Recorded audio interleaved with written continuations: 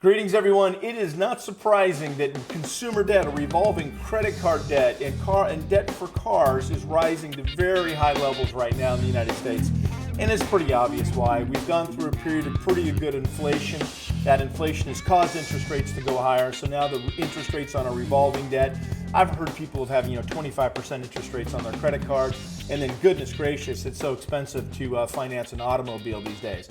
Okay, so when we get into these times of economic challenge, we got to use all the tools that are available to us. One of those tools is debt consolidation through cash out refinance in your home.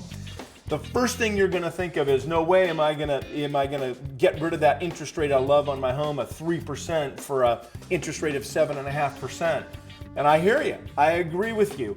But I think you really should do the math on what that means. For those people out there that have a lot of equity in their home, that maybe have owned their home 5, 10, 15 years at a really low interest rate, and you've got all this great equity in it, you do have scenarios in which you can refinance, cash out, and retire revolving debt on your credit cards and your auto loans and end up in a much better financial situation. I've got a tool from our friends at MBS Highway that will calculate the math on that very scenario. We're going to use real numbers, your numbers, if you call me. I'm in Colorado, Texas, and Florida, and it's a simple math problem. Does it make sense to retire that debt? Let me tell you quickly how it works. The first thing we do is we get your outstanding credit card revolving debt and your car loans. Let's say you got $15,000 of car loans and credit card debt out there. And let's say you've got a loan, you've been in your house for 10 years and you've got a ton of equity in your home, and we want to refinance that. Well, what we do is a cash out refinance. We push that loan out to 30 years. Now hear me, I don't love pushing a refinance out longer by itself. It's a very expensive way to do it. However, let's say we're retiring a ton of credit card and automobile debt in a cash out refinance into your home, and we're eliminating all that debt. And let's say when we do that, we reduce our monthly cash flow debt payments by $1,000. Okay, so you're paying $1,000 right now, and a big chunk of that extra money is going to interest expense.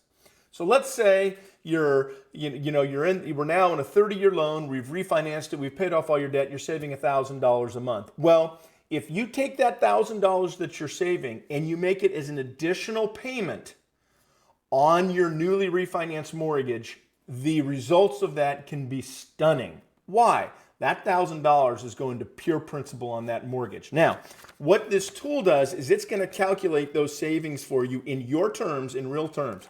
We have proposed and existing.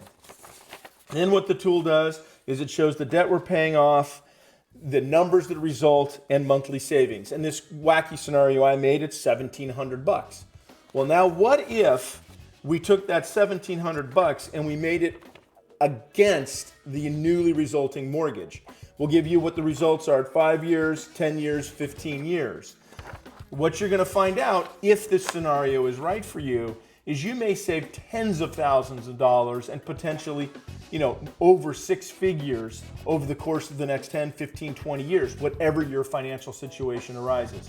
So my point is this: don't get married to that 3% rate. It could be very expensive if you have a ton of debt in other areas of your life.